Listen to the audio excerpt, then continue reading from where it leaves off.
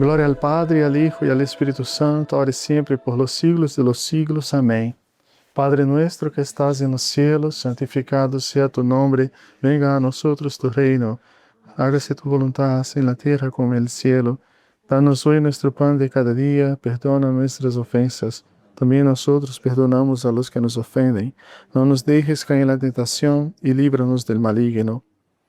Porque tuyo es el reino, el poder y la gloria del Padre, del Hijo y del Espíritu Santo. Amén. Vamos a seguir en oración. Un momento. Sergio, ¿puedes orar esto? ¿Cantar? No, como tú quieras. Si quieres cantar. No. Señor, no me prives de tus bendiciones celestiales. Señor, líbrame de las penas eternas. Señor, perdóname si he pecado de pensamiento, por entendimiento, por palabra u obra.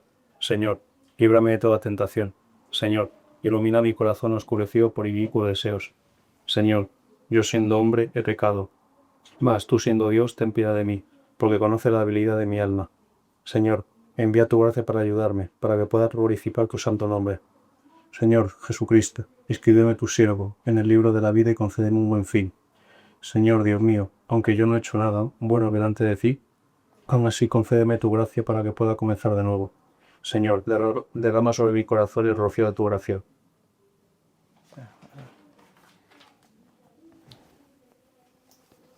Señor de los cielos y de la tierra, acuérdate de mí, tu siervo pecaminoso, avergonzado e impuro, en tu reino. Amén. Senhor, recibe-me a mim arrependido. Senhor, não me abandones. Senhor, não me deixes cair na tentação. Senhor, concede-me buenos pensamentos. Senhor, concede-me lágrimas, el recuerdo de la muerte e la compunção. Senhor, implanta em mim el desejo de confessar mis pecados. Senhor, concede-me humildade, castidade e obediência. Senhor, concede-me paciência, valor e mansedumbre. Senhor, implanta em mim a raiz de todas as bendições e o temor de ti em meu coração. Senhor, concede-me amar-te com todo o meu espírito e com toda a minha alma e fazer sempre tu vontade. Senhor, protege-me contra certos homens malos, de los demônios, de las pasiones e de toda obra perniciosa. Senhor, eu sei que haces todo segundo tu vontade, que seja cumprida também em mim tu vontade, eu que sou um pecador, porque bendito eres por los siglos de los siglos. Amém. Amém. Pois nos sentamos então. La perspectiva invertida. ¿Sí? Estaba descatalogado y me metí en Libre, queda una unidad a comprar. Pues muy bien, me lo llevo. Pues de hecho hoy en la visita guiada se habló de la perspectiva invertida, no del libro, sino del icono de San Beato Andrei Rublev, porque la apertura del icono no es la perspectiva. Con proyección de autofuga. Eso. Yo no sé mucho de arte, pero alguna cosa, digo. Ya te lo dejo, no sabes, te lo Pues muy bien, pues muchas gracias. Nada, ¿está grabando ya? ¿Desde la oración? Sí. Ah, qué bien, porque yo estaba preocupado. Decía, ay, hoy que hicimos esta oración de San Juan Crisóstomo, tan bonita, no se grabó. Pues mira, seguimos con el tema del oficio divino, ¿vale? Yo creo que nos va a llevar más de 2 sábados. Pues vamos a empezar com algumas leituras bíblicas. Vamos a empezar primeiro lendo, porque tem algo, quero aproveitar.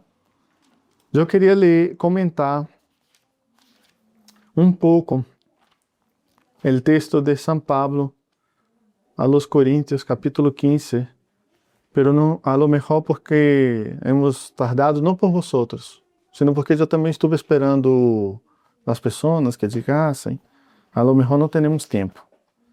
Pero abrimos as Bíblias em 1 Coríntios 15, ¿vale? De todos os modos, temos que ler algo aí.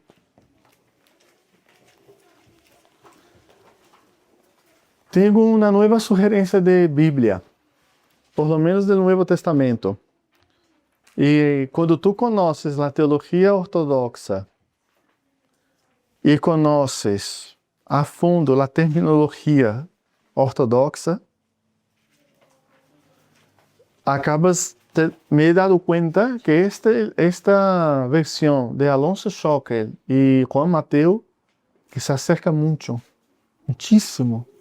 De hecho, yo me quiero estar con ella todo el tiempo. Y de hecho hay unas versiones de la Biblia griega traducida al español en la página La Ortodoxia es la Verdad. Me pidieron que hiciera... No me pidieron nada. La Ortodoxia es la Verdad. Yo ya he subido esta versión. Antes había solo una, ahora hay dos. Una de ellas es una versión bastante... nos suena casi una interpretación. Cuando tú estás empezando el camino en la fe ortodoxa y te pones a leer, es como que no entiendes nada de estas versiones.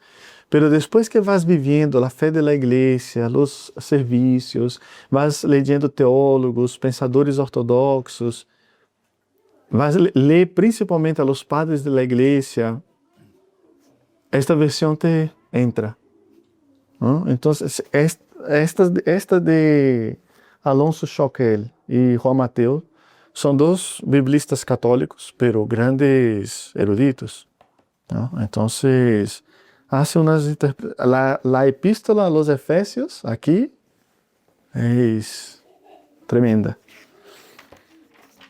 Pues es, la ortodoxia es la verdad. ¿Estás apuntando eso, José? O sea, es otra cosa, perdón, no es por nada. Estaba mirando lo que Eso es, la ortodoxia es la verdad. Y donde pone biblioteca, podemos encontrar vários materiais. Aí eu vi que hoje não estava lá as versões, mas há uma outra forma de buscar que encontramos.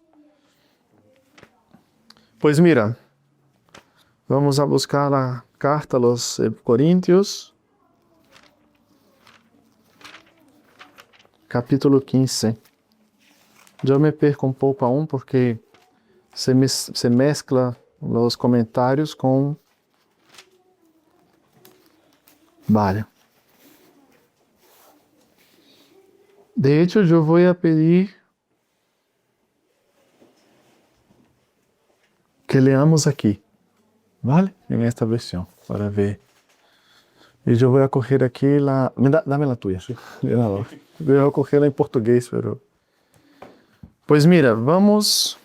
Rafael, se cayó esto. Ah, es Sofía. Preciado. Muy preciado. Mira aqui, mi compañerito. Pues mira, eu queria... Vamos a ler algumas partes que me parecem importantes.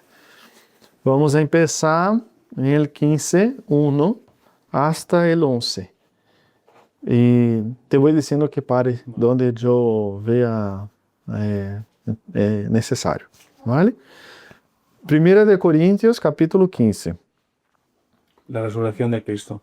Sí. Os recuerdo ahora, hermanos, el evangelio que os prediqué, ese que aceptasteis, ese en el que os mantenéis, ese que os está salvando, si lo conservéis en la forma como yo lo anuncié. De no ser así, fue inútil que creyerais. Lo que os transmití fue ante todo lo que yo había recibido. Aí. Pois mira, os acordados da classe passada, não sei se foi a passada ou foi a anterior. Eu creio que em las duas hemos visto isso. Em la passada, hemos adentrado mais profundamente em el tema de la revelación, la tradición, las escrituras. Y en la anterior hubo un momento que yo hice que la Biblia pasara de mano en mano, que Germa era el hereje, ¿no? Pues mira aquí, San Pablo está hablando de eso, ¿no? Entonces, otra vez. Os recuerdo ahora, hermanos, el evangelio que os prediqué, ese que aceptasteis, ese en el que os mantenéis, ese que os está salvando. Si lo conservéis en la forma como yo lo anuncié, de no ser así, fue inútil que creyerais. Pues mira, está hablando de la transmisión, ¿no? El que os prediqué, el evangelio que aquí San Pablo, aquí ya hay movimientos heréticos en la iglesia.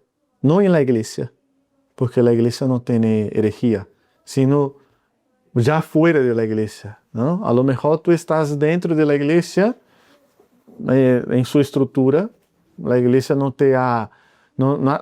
ha descubierto que tú eres un hereje y no te ha anatematizado, pero ya estás fuera de ella por lo que estás pensando.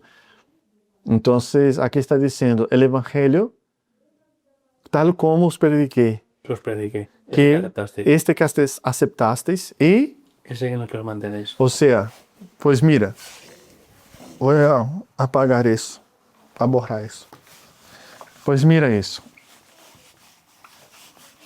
Entonces tenemos 3 verbos, creo que hay un cuarto verbo además. Predicó, San Pablo predicó, Aceptar. los hermanos de Corinto aceptaron, ahora Lo mantenéis. lo mantienen. Hay algo más Está salvado. que os salva. Hay otro más, creo. O a lo mejor es mi versión. Eso. Mira, conservar.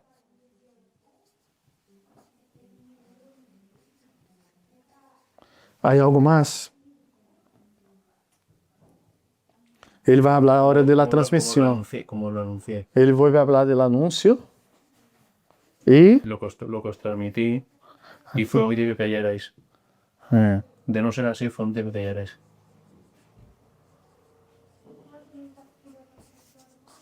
hace muchos días, yo dije cuando volvimos de verano, dije, si no es para... Yo a veces hablo del pecado y eso no es por nadie. ¿Vale? No es porque yo conozco algo de vuestras vidas y aprovecho, no. Es parte de la predicación, ¿no? Es parte de la enseñanza. Y os dijo una palabra que fue, hice una frase que fue la siguiente. Si no es para que eso sea de verdad, ¿no? El catecumenado, mejor nos vamos a la piscina. Es eso lo que San Pablo está diciendo. Obviamente como un apóstol del Señor y yo como alguien ahí, ¿no? Eso es lo que él está diciendo. De nada ha servido, ¿no? Entonces, mira estos verbos. Nos quedamos hasta aquí, porque luego él repite. Predicó, aceptaron, mantenieron, por él, por este evangelio se salva, se conserva. Mira. La transmisión de la fe que estuvimos hablando otro día, ¿no? Seguimos. Lo que os transmití fue ante todo lo que yo había recibido. Transmití lo que yo recibí. ¿Ve la transmisión de la fe? Que el Mesías murió por nuestros pecados, como lo anunciaban las Escrituras, que fue sepultado y que resucitó el tercer día, como lo anunciaban las Escrituras, que se apareció a Pedro y más tarde a los 12. Después apareció a más de 500 hermanos a la vez. La mayor parte viven todavía, aunque algunos han muerto. Después se le apareció a Santiago, luego a los apóstoles todos. Por último se me apareció también a mí, como el nacido a destiempo. Ahí. Pues mira, aquí hay una cosa, porque vamos a llegar aquí, ¿no? Ya hemos más o menos mirado las partes de la Divina Liturgia, que la primera parte, ¿cuál es? Proscomedia.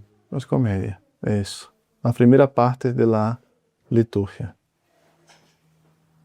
Media o media, podemos media. La segunda, he hablado varias veces de eso. A lo mejor yo no explico muy bien. ¿Cuál es la segunda parte de la Divina Liturgia? Los que están empezando tienen disculpa. La liturgia de... Muy bien, eso es. Liturgia de los catecúmenos. ¿Por qué de los catecúmenos? ¿Por qué? ¿Alguien más o menos puede explicar? De los antiguos. ¿Por qué esta parte de la liturgia se llama? Aquí es la preparación, ¿no? De los dones. Y aquí la liturgia de los catecúmenos. Establece la enseñanza principal. Eso, exactamente. De hecho, es aquí donde se lee las escrituras. Es aquí donde se centra la palabra, ¿no? Aquí, de hecho, antes de empezar la anáfora, después de la lectura del Evangelio, el sacerdote puede predicar aquí, si quiere. El sacerdote puede predicar. En este momento, después de la lectura del Evangelio, la lectura está fresca, ¿no? La lectura del apóstol está fresca. Las lecturas en la iglesia, en el domingo, son del Nuevo Testamento, excepto Apocalipsis. En ningún momento se lee Apocalipsis en la iglesia. ¿Vale? Hay explicaciones de por qué, pero no vamos a entrar porque senão nos quedamos mucho tiempo, ¿no? Además, yo no quiero ser... A veces yo me iba mucho por ahí. Incluso me perdí. ¿Dónde estaba? Entonces, se lee en el domingo, en la liturgia, en el apóstol, ¿qué se lee? Las cartas de San Pablo y las demás cartas pastorales. El Corpus Paulino es formado por 14 cartas, ¿no? El Corpus Paulino, Hebreos también. Y luego están las cartas universales. ¿Por qué se llaman universales? ¿Por qué se llaman las cartas? ¿Por qué está el Corpus Paulino, las cartas de San Pablo, y luego las cartas universales? Porque las cartas de San Pablo están dirigidas, obviamente, son inspiradas por el Espíritu Santo y está dirigida a todas las iglesias. Hasta hoy llega hasta nosotros, ¿no? Hasta hoy la iglesia lee a las cartas de San Pablo. Pero se llama Corpus Paulino porque son de San Pablo y porque no se llama universales porque están dirigidas a iglesias específicas. Ya hablaba de eso aquí hace poco con los chicos.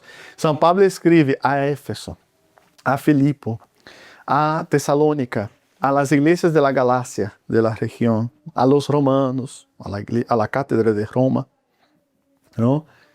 Ya las universales son dirigidas a todas las iglesias, ¿no? San Pedro escribe a todas las iglesias de la región de Bitinia, a los dispersados.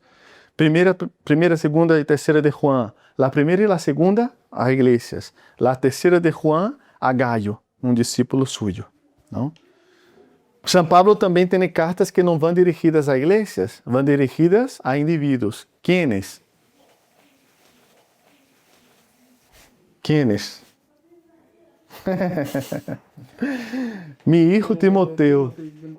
Isso, mi hijo Timoteo. E ele tem outro hijo espiritual, además de San Timoteo. Me voy a sentar que estoy muy viejo y me duele a veces las rodillas, ¿eh? Ai, tenho que hacer sentadilha. ¿Me estás entendendo, Cindy? ¿Estás entendendo todo? Você tem que falar despacio, não por el idioma, porque sei que llevas muito tempo, sino por el contenido. Dímelo. ¿Vale? Miguel outro dia saiu de la clase dizendo, Dios mío, que nível de universidade. Isso é muito, Rafa. Nada. Pois mira, Tito. Isso, São Pablo escreve também a Tito. E há uma terceira pessoa a quem São Pablo escreve, que não é hijo espiritual suyo como Tito e Timoteo. Filemón. ¿No? Vale. ¿Por qué decimos eso? Bueno, he ido mucho, por ahí. Por la lectura. Entonces aquí, en la iglesia, el domingo se lee las cartas apostólicas, tanto de San Pablo quanto de los apóstoles, o el libro de los Hechos de los Apóstoles, y se lee el Evangelio. Otros oficios se lee partes del Antiguo Testamento, o las oraciones de la iglesia, las horas llenas de los salmos. En la Semana Santa se lee muchos textos del Antiguo Testamento, de hecho, que son los textos mesiánicos, ¿no? Las profecías sobre la muerte, pasión y resurrección del Señor, ¿no? Vale, entonces aquí se llama así, solemos decir, de hecho muchas veces he dicho, ¿no? Se llama liturgia de los catecúmenos porque es esta parte donde los catecúmenos se pueden estar aquí, porque en la iglesia antigua se pedía que se retirasen los catecúmenos y algunas iglesias locales también siguen haciendo eso, ¿no? De hecho hay una parte muy bonita que es la liturgia de los catecúmenos que creo que aquí está, no voy a extender porque llegaremos a ella. Pero la principal razón es por lo que tú has dicho, la enseñanza, ¿no? Aquí se enseña. Y es bonito porque al final, ¿cómo se concluye la... Bueno, déjalo, vamos, nos centramos. La tercera parte de la Divina Liturgia, ¿cómo se llama? Si aquí es la de los catecúmenos que están recibiendo educación en la fe, Liturgia de los Fieles. Muy bien. Liturgia de los Fieles. Hemos dicho varias veces que los sacramentos que son signos de Cristo. Es Cristo mismo que está actuando, ¿no? El sacerdote bautiza, es Cristo que está bautizando. El sacerdote confirma, es Cristo que está confirmando. El sacerdote confesa, es Cristo que te está escuchando y te perdona. Es signo de la presencia de Cristo, ¿no? ¿Cuál es el signo principal de la presencia de Cristo aquí? La Eucaristía. Eso es.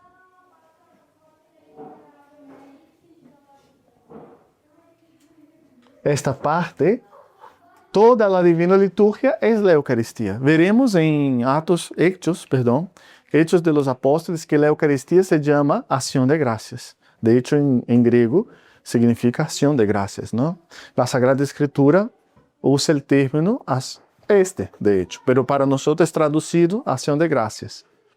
Toda la divina liturgia es la acción de gracia, pero en esta parte aquí ella se centra principalmente en la Eucaristía, signo de la presencia de Cristo, su cuerpo y su sangre. Si aquí es Cristo que se nos da en cuerpo y sangre, ¿qué pasa aquí en la liturgia de los catecúmenos? ¿Cuál es el signo de la presencia de Cristo en la liturgia de los catecúmenos? ¿Cuál es el signo de la presencia de Cristo en la liturgia de los catecúmenos? Aquí es la carne y la sangre de Cristo, del verbo, el verbo, la palabra, eso es. Aquí la presencia de Cristo la tenemos en la palabra. Aquí Cristo habla con nosotros. La gente muchas veces pregunta, yo también ya pregunté eso en mi vida, ¿no? De fe. Hay momentos que tenemos luchas de fe, sequías, y decimos, ¿dónde está el Señor? ¿No? Pues aquí está el Señor. Aquí yo escucho al Señor y aquí yo me uno al Señor comiendo de su cuerpo y bebiendo de su sangre. El Señor está en otros lugares. El Señor está aquí también, ¿no? El Señor está en sus santos. El Señor está en los pobres. El Señor está en los pobres. En los enfermos, en los encarcelados. Es el Cristo total, ¿no? El Señor. El que llena el cosmos. Pues perfecto. Pues creo que he ido mucho por ahí. Sí. Porque eso que quiero decir. Porque aquí, ¿qué separa la liturgia de los catecúmenos de la liturgia de la palabra? De los fieles. ¿Qué es lo que separa? ¿Qué hay aquí? Los catecúmenos participan de este momento. Esto que separa, los catecúmenos participan. ¿Qué es? Una clase yo dije eso. ¿Qué es? ¿Qué hay aquí? En medio. Sí, los catecúmenos participan. Una vez que participan, se deben retirar o, según la economía pastoral local, no. ¿Qué hay aquí? Tú solo puedes participar del cuerpo y de la sangre del Señor si tú crees. Sí, la oración. Tú solo puedes ser miembro de los fieles si tú crees, si tú tienes la misma fe de los fieles. No es la liturgia de las ovejas y de las cabras. Y no es la liturgia de los herejes y de los fieles. Y no es la liturgia de los heterodoxos y de los ortodoxos. Y no es la liturgia de los protestantes y de los ortodoxos. Y no es la liturgia de los mormones y de los ortodoxos. Y no es la liturgia de los paganos y de los ortodoxos. Y no es la liturgia de los ateos y de los fieles. Es la liturgia de los fieles. Entonces, para entrar aquí, ¿qué es? Fieles viene de qué? ¿Me estás entendiendo? Cindy, ¿me estás entendiendo, Cindy? ¿O es mucho? Sí, voy bastante. Veo, es primero día, pero... Vale. Sí. El credo. Este será el momento. Vente aquí, Albert. Ponte aquí a dar clases. Ya no vas a contestar, ¿no? El credo. Eso, realmente. El credo. Está aquí el credo. la fe de la iglesia. Tú es la entrada, ¿no? Sin fe es imposible agradar a Dios, dice San Pablo, ¿no? A los hebreos. Entonces, la entrada para la Eucaristía, ¿no? ¿Cuáles son las virtudes? Fe, esperanza y caridad. Hay varias virtudes, pero las tres principales son fe, esperanza y caridad. De las tres, ¿cuál es la mayor? La caridad. ¿Pero cuál es la primera? La fe. Entonces, aquí entras en la fe. O sea, no entiendo lo de que la mayor sea la caridad y que la primera sea la fe, ¿qué significa? O sea, no sé, no logro confiar en que la caridad tenga que ser mayor que la fe. ¿Qué es caridad para ti? El amor al prójimo. Pero ahí en San Pablo,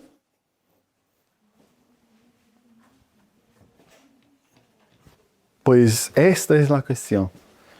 Para nosotros esta palabra yo la uso mucho en el grupo, pero hay que siempre explicar en español. No es la caridad al prójimo. ¿Vale? Sí es, pero no lo es. No es lo primero. Es el amor a Dios. Entonces, ¿qué es más grande? ¿Creer en Dios o amar a Dios? Sí. Las dos cosas son grandes, pero ¿cuál es el final? El amor, ¿no? El amor es la plenitud, ¿no? Cuando llegue la caridad, no será necesaria la fe. Cuando nosotros luchamos mucho con la fe, es porque aún no hemos alcanzado la caridad. Cuando nos cuesta aún la fe, ciertas cosas, siempre vamos a tener luchas, ¿vale? Nadie aqui está flotando em el aire. Pero quando nos cuesta as coisas aún assim, que são peso para nós em tema de fé, é porque nos falta caridade. Deveríamos ir ao texto de São Pablo, pero para não estender. Com a fé, aún não vemos perfeitamente. Vemos, não? Obviamente que o Espírito é ele que infunde. Además, esta virtude, a fé, não é a crença pura, assim, sem mais. Não? Não é só crer. Esta fé é o dom do Espírito. Da fé que o Espírito dá a nós outros. Que outro dia vimos aqui também. As diferenças, não? Eu creio que Marco, incluso, já estava aqui entre nós outros. Que hablamos da fé como crença, la fe como adhesión a la revelación, ¿no? Entonces está la fe como creencia, la gente cree en todo, ¿no? Luego está la fe como adhesión a la revelación. Yo escucho la revelación. Dios se da a conocer. Entonces yo me adhiero, me adjunto a esta revelación, ¿no? La acepto. La mantengo, la conservo, ¿no? Pero hay un tercer paso, que es el don del Espíritu, ¿no? Obviamente que eso aquí, todo es el Espíritu que hace en nosotros. San Pablo dice, sin el Espíritu no podemos decir Jesús es el Señor, ¿no? Cuando escribe a los romanos. Entonces todo eso es el Espíritu, pero hay una fe inquebrantable que tuvieron los santos. Hebreos 11, San Pablo habla de los héroes de la fe y las heroínas de la fe. Y luego, en el capítulo 12 empieza con una parte que es del 11, porque la Sagrada Escritura no estaba dividida en capítulos. Y él termina, teniendo pues tan gran nube de testigos a nuestro alrededor, corramos la carrera que nos está propuesta. Son los santos, ¿no? Que alcanzaron el don, la adquirieron, la expresión de San Serafín de Sarov, adquirieron el Espíritu Santo, ¿no? Mira eso, mira qué cosa, que nosotros recibimos la crismación, pero el Espíritu ya está aquí, ¿no? Pero hay que adquirir el Espíritu. ¿Cómo es eso? Es esta unión. la unión con el Espíritu, ¿no? Pues, ¿te contesté? Sí, Vale. Entre la fe y la caridad hay otro don, de otra virtud. ¿Cuál es? La esperanza. ¿Qué es la esperanza? Os voy a decir muy sencillo. Nosotros solemos decir, ¿no? Porque nos alimentamos mucho de los padres del desierto. Déjame ver aquí, perdón. Nosotros solemos decir, porque es verdad, ¿no? Hoy mismo tú has dicho eso en el grupo cuando hablamos del amigo de Alberto, tú has dicho el juez verdadero, ¿no? El juez verdadero hablando de Dios. Nosotros solemos decir que no podemos juzgar para la eternidad los demás. Si bien que la Sagrada Escritura no juzga a nadie, pero deja bien claro algunas cosas que hay que decirlo, ¿no? Quedarán de fuera los mentirosos, los homicidas, los afeminados. ¿Se dice afeminados o feminados? Afeminados. Entonces, así. No debemos juzgar, pero la palabra nos dice claramente las cosas, ¿no? Entonces, pero no vamos por ahí juzgando a las personas porque solo Dios sabe qué pasó en el último momento de la vida de alguien, el último segundo, ¿no? Y además el propio Cristo deja claro que hay personas que le van a decir, Señor, he predicado en tu nombre, he echado fuera demonios en tu nombre, Señor, isso e aquello, pero apartaos de mí, malditos, del fuego eterno, ¿no? Pero hay una cosa, los santos apóstoles no hablan así. ¿Qué pasa con los santos apóstoles? Cuando miramos a las cartas de San Pablo, de hecho él dice, ¿no? Ahora mismo no me acuerdo la palabra exactamente. Yo siempre, incluso en el portugués, me confundo. Para mí el morir es ganancia y el vivir es ganancia y el morir es logro. Vamos a buscar, tengo que buscar algo más bonito para no estar aquí. Parece que estoy buscando en Wikipedia. Para mí,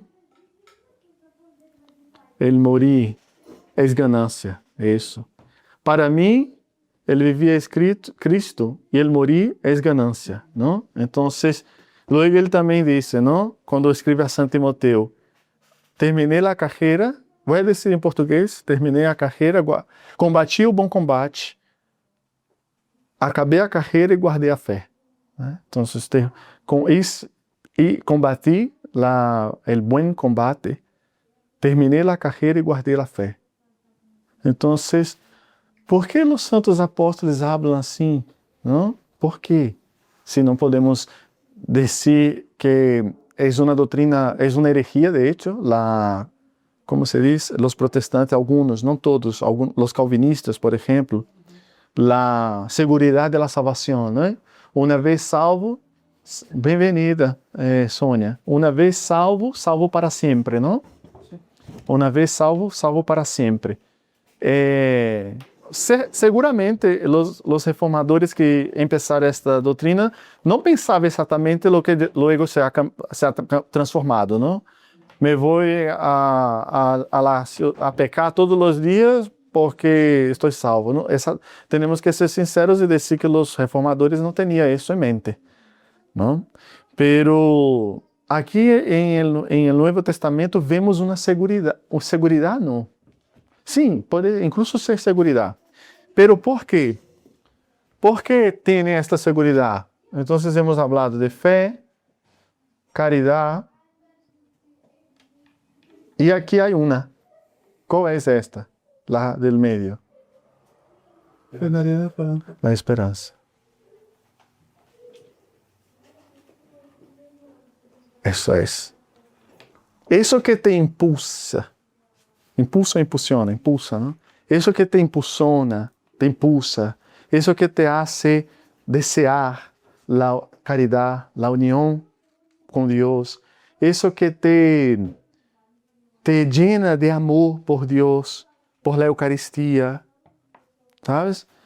Eso que te hace decir así a tu hermano. Imaginaros que sois dos ortodoxos, hermanos. y tú miras vamos a hablar de catecúmenos, vosotros dos. Entonces, dentro de pouco, Sérgio vai receber a Santa Crismação, e tu mais adelante. E vais estar aí, não? Vivendo a fé, já Sérgio crismado, tu em la igreja também, havendo recebido os sacramentos, e de repente chega um dia Sérgio e vê que tu vem em um domingo, faltam 4, os concílios já te haveriam echado da igreja. Viene, por menos, hay las cuestiones pastorales también, ¿vale? Porque siempre hay que ver por qué, ¿no? Si es por trabajo, si es por distancia, a veces, incluso cansancio. Pero esta persona que todos los domingos falta porque hay que ir a la barbacoa del primo, del tío, del cuñado, del compañero de trabajo, esta persona, mira, que Dios me perdone, pero no parece amar a Dios. Entonces, tú eres assim, ¿vale? Aí chega Sérgio um dia e te diz, mira, quando o Senhor disse, el que come de mi carne e bebe de mi sangre tiene vida eterna. E Sérgio pensa, wow, todos os dias vou, sempre que puedo, vou à divina liturgia, à Eucaristia, para comer del cuerpo y beber de la sangre del Señor para obtener la vida eterna. ¿Qué es eso? La esperanza. Es la esperanza. ¿Ah? Es como una especie como de conocimiento, ¿no? También adquirido, ¿no? Sí, también. Es una certeza, ¿no? El que espera es porque tiene certeza. No es una... Uma vez, eu sou muito mal para contar histórias, muito mal, tanto em minha língua como em la vuestra. Pero eu tinha um professor do Novo Testamento muito bueno e ele contava uma história, eu sei que vai quedar horrível, pero vais a entender. 3 pessoas, 3 companheiros de viagem iam a uma cidade, iam a uma região onde havia uma guerra. E então 2 de ellos sabían que su ciudad había sido atacada, ¿no? Pero uno de ellos, la suya no. Entonces, estos 2 no tenían ya ninguna esperanza, el otro sí. El otro sí tenía la esperanza. Los otros ya iban cabizbajo, tristes, desconsolados. Iam para sepultar a sua mulher e seus filhos. El outro não. El outro tinha a esperança. A esperança, porque não lhe chegou nenhuma informação de que sua cidade havia sido atacada. Esta é a esperança. Nada, seguimos então. Vamos a passar, porque eu queria comentar todo o capítulo, mas senão não vou avançar aqui. Vamos ao 41, ao verso 41. 1 de Coríntios 15, 41. Não, ele 40. São Paulo vai falar,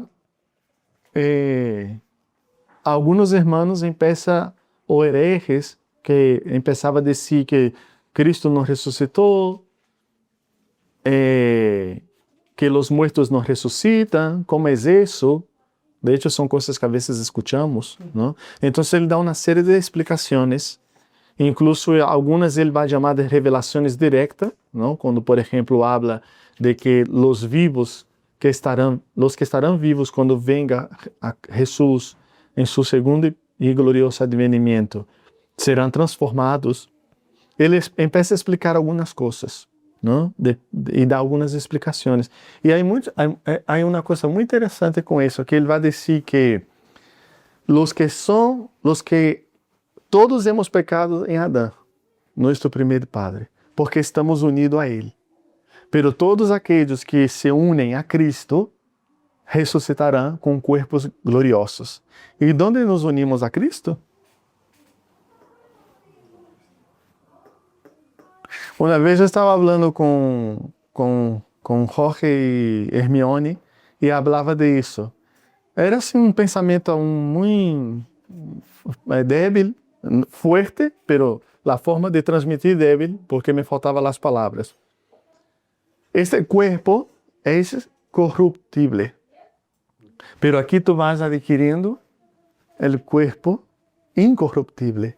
Entonces, cada Eucaristía es como un poquito de esta carne incorruptible. Es como un depósito para la vida eterna, para la resurrección. Cada Eucaristía que participas es como un pequeño depósito que vas poniendo ahí. Cuando llegue el día de la muerte y tu cuerpo se decomponga y en la resurrección de los muertos vas a llegar ahí con tu depósito. ¿No? Vas a llegar con el depósito del cuerpo y de la sangre del Señor. ¿No? Entonces, de hecho, él habla assim, não com estas palavras. Não. Nada, vamos a mirar entonces, lee tú entonces, Sergio, lee un poquito más despacio, Sergio. 1 Corintios, por favor, 1 Corintios 15, del 35, Del 40, ¿no? del 35 al 43. Vamos a leer todo este trozo. Alguno preguntará, ¿y cómo resucitan los muertos? ¿Qué clase de cuerpo traerán? Necio, lo que tú siembras no cobra vida si antes no muere. Y además, ¿qué siembras? No siembras lo mismo que va a brotar después. Siembras un simple grano, de trigo, por ejemplo, o de alguna otra semilla. Es Dios que le da forma que a él le pareció. A cada semilla la suya propia. Perfeito. Aqui ele está hablando está usando a metáfora da agricultura, não? Então, a cada cuerpo, a cada semilla su cuerpo, ¿no? Entonces tú siembras. Pero para que el árbol de mango con sus mangos sea eso, las primeras semillas tienen que morir. La primera semilla no, así, ¿no? Grande, del mango, ¿no?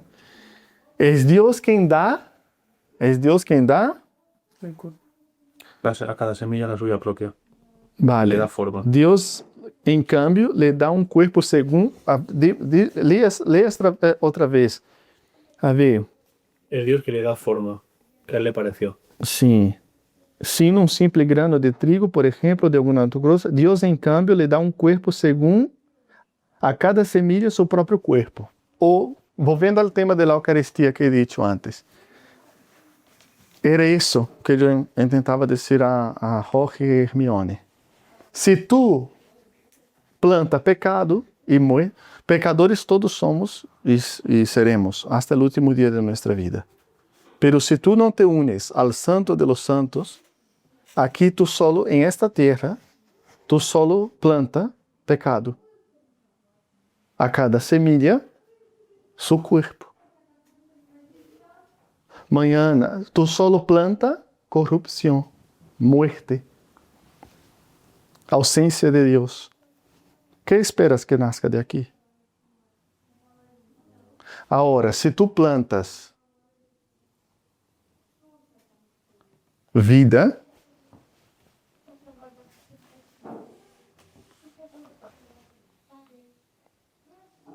não? Se tu plantas aqui, em esta terra, aqui estás tu, e aqui está outra pessoa. E aqui, ambos são pecadores, ¿vale? Porque não há homem que não há pecado e não peca. Pero este se une al Santo de los Santos. E aqui ele planta vida, santidade, arrependimento, perdão, fé, caridade, longanimidade, paciência, domínio próprio, templança, Eucaristia, Eucaristia, Eucaristia, Eucaristia, Eucaristia, Eucaristia, Eucaristia. Que vai nascer? E obviamente que em esta vida, em este sembrar, se dice, como se dice el verbo? De sembrar. Sembradura. Esta siembra, isso, graças. Em esta siembra, este homem ou mulher, este sembrador, cada um de nós outros somos os sembradores aqui. Não? Obviamente que nós outros lutamos contra nossos pecados, não? Pero temos a ajuda del Santo, de los santos. Então vamos sembrando, não? Vamos sembrando aqui. Que vai nascer desta semilha? A cada cuerpo, Germinar. a cada cuerpo, a cada semilla su cuerpo. ¿No?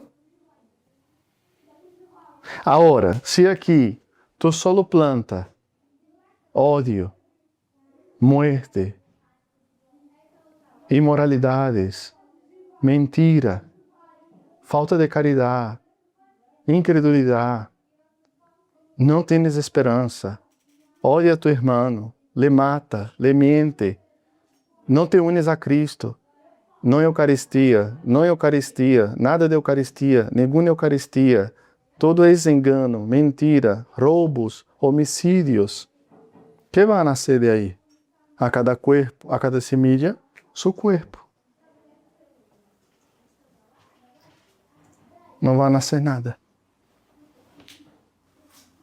A cada semilla, su cuerpo. Então, aqui estás plantando para a vida eterna. Vale, seguimos entonces. Todas las carnes no son lo mismo. Una cosa es la carne del hombre, otra la del ganado, otra la carne de las aves y otra la de los peces. Deus ha dado carne para todos os seres que têm carne, não? E a cada ser, su carne. Vale, seguimos. Hay también cuerpos celestes y cuerpos terrestres. Y una cosa es el resplandor de los celestes y otra de los terrestres. Hay diferencia entre el resplandor del sol, el de la luna y el de las estrellas. Y tampoco las estrellas brillan todas lo mismo. Igual pasa en la resurrección de los muertos. Se siembra lo corruptible, resucita incorruptible. Se siembra lo miserable, resucita glorioso. Se siembra lo débil, resucita fuerte. Um momento, aqui ele está falando de estos, ¿vale? Ele está falando, primeiro ele usa a natureza para falar de que Deus que é poderoso para dar a cada semilla seu corpo. Eu que usei aqui uma imagem, usei sua imagem. São Paulo não estava falando de isso exatamente ao início. Ele estava falando da imagem, da natureza. Porque os necios le perguntam como se pode ressuscitar os mortos. Então ele empieza dizendo: a cada semilla su cuerpo. Então este fruto tem cuerpo tal, pero porque a semilla foi depositada em la tierra. Então ele vai usar esta analogia para falar de que nossos cuerpos são como uma semilla. E aí ele agora vai falar de estes aqui, que estamos limitados por nossos cuerpos manchados por el pecado. Então ele vai falar, não? A cada cuerpo su resplendor. Então, siembra lo débil, pero resucita el cuerpo glorioso. Está hablando de la resurrección gloriosa. ¿No? Pero de aí podemos sacar também isso. Se tu não sembras aqui glória, que resplendor esperas viver aqui? Sabe quando tu vês uma pessoa bueno, eu não quero falar em estes termos, ¿vale? Pero para que me entendáis, porque isso não é regra. Uma pessoa que ha alcançado um determinado êxito em algo que ele hace, decimos, está curado. Não? Ou decimos, em português decimos, não sei se em castelhano, fez bem o seu trabalho de casa. Isso bem a tarefa de casa. A tarefa de casa são as atividades que os professores mandam a casa. Então, quando alguém alcança um determinado êxito em seu ofício, solemos dizer os brasileiros, Este hizo su deber, Sus deberes. sus deveres, eso. Ese es el- Hizo sus deveres. Pues es aquí. Este hizo sus deveres. Este no hizo sus deveres. Aí tu miras, obviamente que cada pessoa tem uma inteligência, não, mais desarrollada que outras, não, segundo a teoria de Gartner, dos tipos de inteligência. Obviamente que todos podemos desarrollá-las todas. Eu fui fatal em matemáticas toda a minha vida, pero houve 2 anos que eu estive entre os melhores do instituto. Pero a vezes há um e outro que miramos e decimos, este tio ha currado. E este, por lo visto, não. Pois aqui, lo mesmo aqui.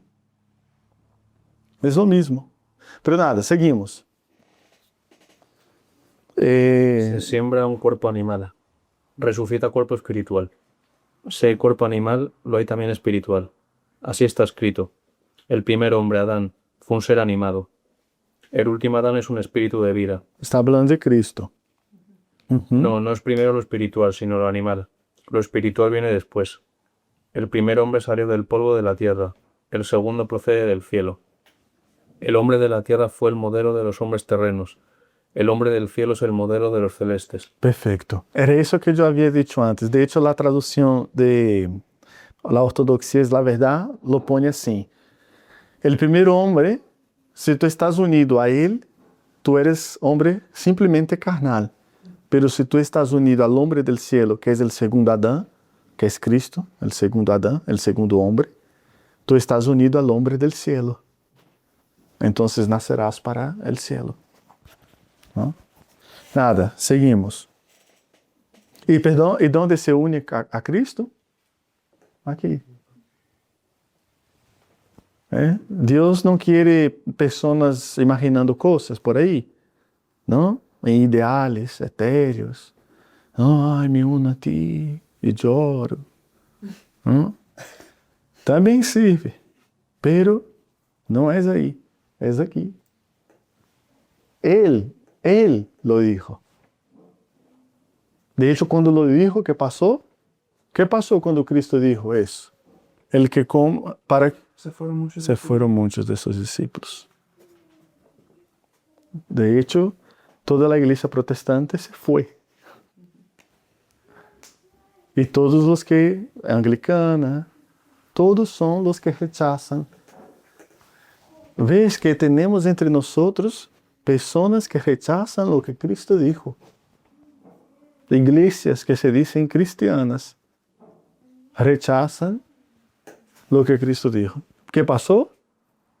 Se fueron. Entonces Cristo miró a los discípulos y les dijo, ¿vosotros qué? ¿Queréis iros también? Entonces San Pedro le mira y ¿qué le dice? ¿A dónde? Solo usted tiene las palabras de vida. Eso es. ¿A dónde voy si solo tú tienes, a dónde vamos si solo tú tienes las palabras de vida eterna?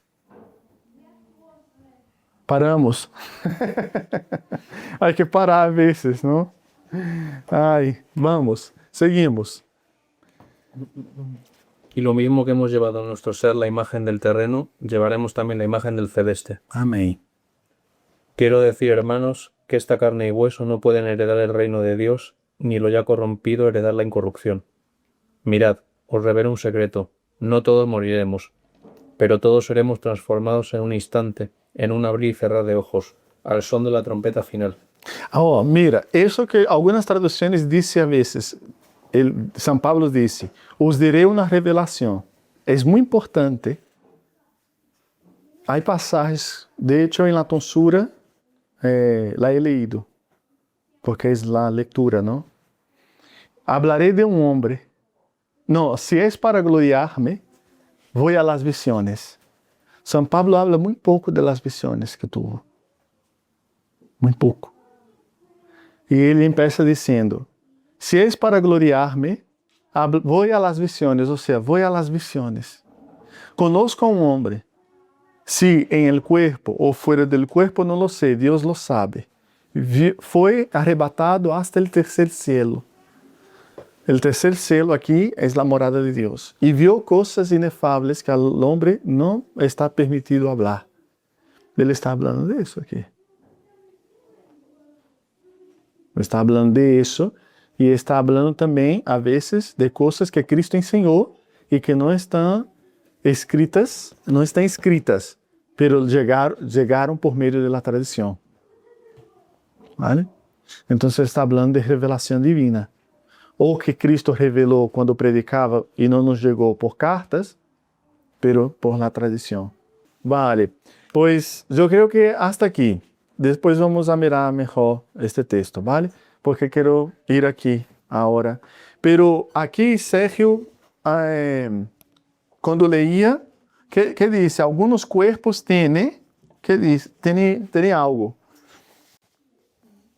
Vamos a ver, verso 40. Y el 41, léelo. Hay también cuerpos celestes y cuerpos terrestres, y una cosa es el resplandor de los celestes y otra de los terrestres. Hay diferencia entre el resplandor del sol, el de la luna y de las estrellas, y tampoco las estrellas brillan todas lo mismo. Perfeito. Aí. Mira que São Paulo hablava de que as estrelas não brilham igual, ¿eh? Increíble, ¿eh? Luego hay gente que dice que la Sagrada Escritura, vamos, es cuento. Pois mira, todo lo que hemos leído y que quiero que leamos otra vez este capítulo es para este texto, 40 y 41, 15, 1 de Corintios 15, 40 y 41, por la palabra que sale, resplandor. Pero como yo veía ahí el tema de la transmisión de la fe, luego la resurrección, ¿eh? Tema central de la fe. De hecho, es ahí donde él va a decir. Sí, y entonces él empieza a decir muchas cosas. Si Cristo no resucita, ¿por qué los mártires? Si Cristo no resucita, ¿por qué mi predicación? Si Cristo no resucita, ¿por qué estoy sufriendo, predicando?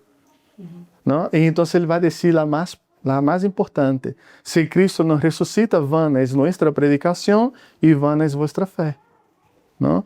Entonces, me gusta mucho esta expresión. Si Cristo no resucita, apagamos las luces y nos vamos. Me encanta eso del español. Entonces apagamos las luces y vamos. Es ahí donde él va a decir eso. Pero todo eso que hemos leído, porque yo quería aprovechar, ¿no? Porque abrange, como he dicho, el tema de la tradición, la transmisión, la resurrección, pero porque yo quería hablar de esta palabra, resplandor. Vale. La catequesis passada, hemos hablado de la Divina Liturgia, hemos empezado a hablar de la Divina Liturgia, ¿en qué sentido? Hemos hablado, ¿os acordáis? ¿En qué sentido fue? Por ahí, perdón, Beto. Espera. Sí. ¿Sí? En la catequesis pasada, estuvimos hablando de la Divina Liturgia. E na Divina Liturgia há vários modos de mirá-la. Que é a Divina Liturgia? Uma foi, hemos visto aqui, ação de graças, não? É a ação de graças a la Santíssima Trinidade, ou a ação de graças de Cristo al Padre, não porque Cristo é menor que o Padre, porque é da mesma substância do Padre, pero estamos falando del Cristo, del Verbo hecho. De hecho, aqui este pasaje es precioso, depois lo miraremos, que ele vai dizer, ¿por que Cristo não ha vuelto hasta ahora? Ou por que sigue a igreja? Porque Cristo tem que poner por debaixo de seus pés todos sus enemigos. El último es la muerte. ¿Qué enemigos son estos? Todos los visibles e invisibles que son los enemigos de vuestras almas. E por isso estáis aqui. Porque Cristo está poniendo por debajo de sus pies a los enemigos del Evangelio. Está juntando a los ciudadanos de su reino. ¿No? Pero ya entraremos un día ahí. Yo decía del tema del resplandor. Vale, entonces hemos hablado de la Eucaristía, acción de gracia, y hemos hablado la clase pasada de la Divina Liturgia desde un concepto. ¿Cuál fue? Hemos visto el concepto de la relación con Dios. Entonces hemos estado mirando la forma en que Adán y Eva se relacionaban con Dios en el Edén. Luego vimos que Caín y Abel escuchaban a Dios, ¿no? Pero Caín mata a Abel y solo se queda el linaje de hombres perversos y malos, ¿no? Pero después Adán y Eva tienen a Sete, y Sete tiene a Enos. Enos vuelve a invocar el nombre del Señor. Y entonces la relación que hizo así, empieza a subir otra vez, ¿no? Con Enos, Enoque. Enoque fue tan amigo de Dios que no conoció la muerte. Volverá, será una de los dos testigos de los últimos días. Elías y Enoque. Entonces tenemos luego Noé, Abraham, y la relación que cayó vuelve otra vez a subir. Entonces hemos estado hablando de la liturgia como la vuelta a la relación con Dios. Y hemos visto que con estos hombres, ¿qué ellos hacen? ¿Qué hacían cada uno de ellos? Cuando escuchaban a Dios, Dios les decía, Abraham, por ejemplo, deja la tierra de tus padres, Ur de los Caldeos, y ve a la tierra que te enseñaré. Entonces él va, hace un peregrinaje y llega a Betel. ¿Qué hace en Betel? ¿Qué hace Abraham en Betel? Es importantísimo para la divina liturgia. ¿Qué hace Abraham en Betel? Casa de Dios.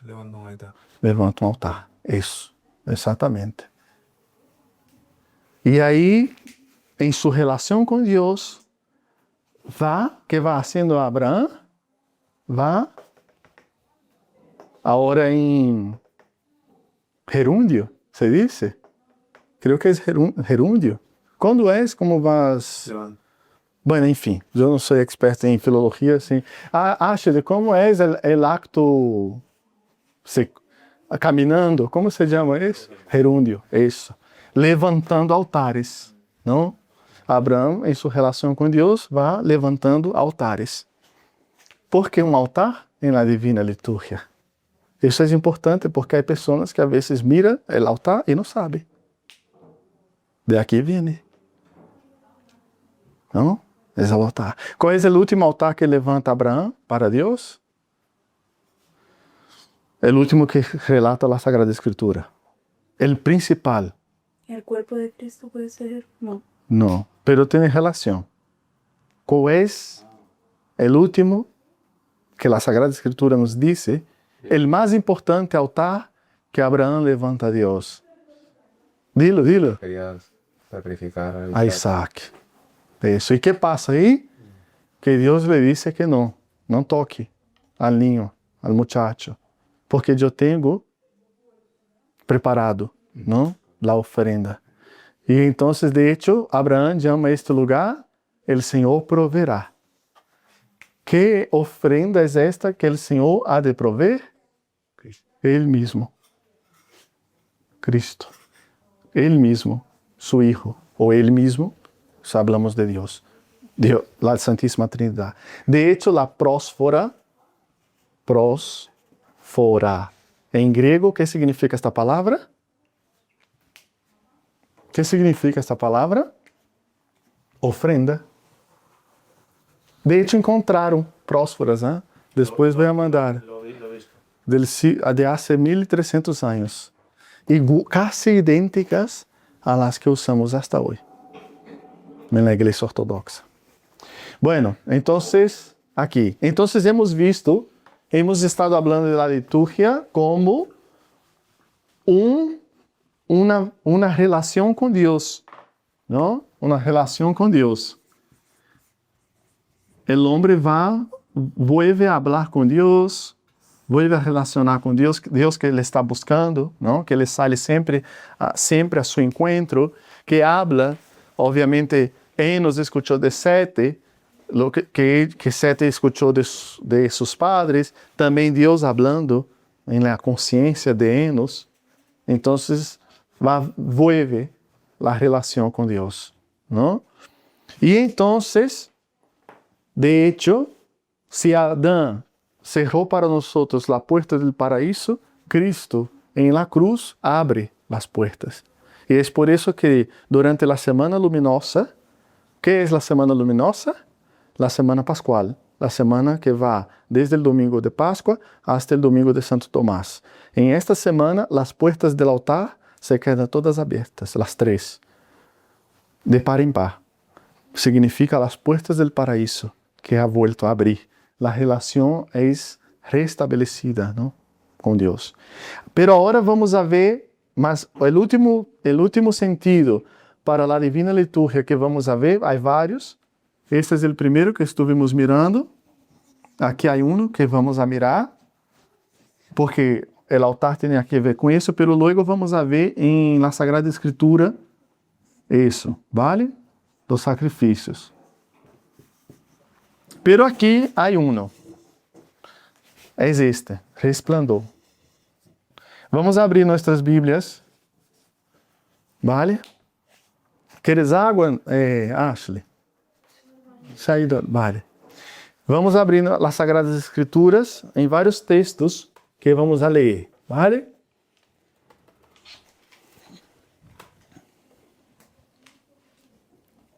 Vamos a mirar ahora a Divina Liturgia desde o sentido del resplandor. Éxodo 24, del 15 al 16, uno de vosotros, solo uno abre em cada uma de las que vou dizer, ¿vale? Porque assim, de hecho, las voy a distribuir. Sergio, tu abre em Éxodo, capítulo 24, versos 15 e 16. Éxodo 24, 15 e 16. Leo, tu abres, Jorge, Éxodo 40, 34. Livro del Éxodo 40, 34, capítulo 40, verso 34. Cindy, tu estás sem Bíblia, não? Sin Biblia. Não passa nada. Serás el oyente, porque hay el que anuncia y hay el oyente, ¿no? Estoy tomando la nota, así que... Éxodo 40, 34. Entonces, Jorge, tú vas a abrir la tuya en Levítico 9, 24. Levítico, capítulo 9, verso 24. Capítulo 40, Verso 34. José, tu vas a abrir em 1 de Reis, capítulo 8, versículos 10 e 11. 1 de Reis 8, capítulo 10 e 11. Capítulo 8, versículos 10 e 11. E como tu estás aí mais ou menos cerca, abre também Crônicas, 2 de Crônicas, capítulo 7, del 1 al 2. ¿Vale? Entonces tú tienes que abrir dos pasajes. 1 de Reis 8, del 10 al 11, y 2 de Crônicas, capítulo 7, del 1 al 2. Sônia, tú abres la tuya en 1 de Juan 1, 14. 1 de Juan 1, no, perdón, 1 de Juan no, Evangelho de San Juan, capítulo 1, verso 14. Germa, vas a abrir en Hechos de los Apóstoles 7, capítulo 7, versículos 55 y 56. Capítulo 1, verso 1, 14. Solo el 14, ¿vale? Germa, Hechos 7, 55 y 56. Marco, tú vas a abrir en Lucas 2, del 8 al 11. Evangelho de San Lucas, capítulo 2, versículo 8 al 11. Te digo el tuyo. Isaías, Gabriel. Isaías 6, capítulo 6, verso 3. De hecho, de ahí nace uno de los parte del trizar. A história del Trisarra tem outra também. São duas coisas, não? Vamos a mirar pouco a pouco. ¿Me puedes repetir el de crónicas que tenía que abrir yo? Segunda Crônica 7, del 1 al 2. Não passa nada, has viajado muito. Estás cansado. Segunda Crônica 7, del 1 al 2. Tu, Gabriel, Isaías 6, verso 3. Verso 3. É isso. Ashley, abre la tuya em Hebreus. Hebreus 2:14. E para que Cindy não se quede sem ler, não vai ser de urgente. Eu vou abrir aqui Apocalipse. Apocalipse 21. De Apocalipse hay 2.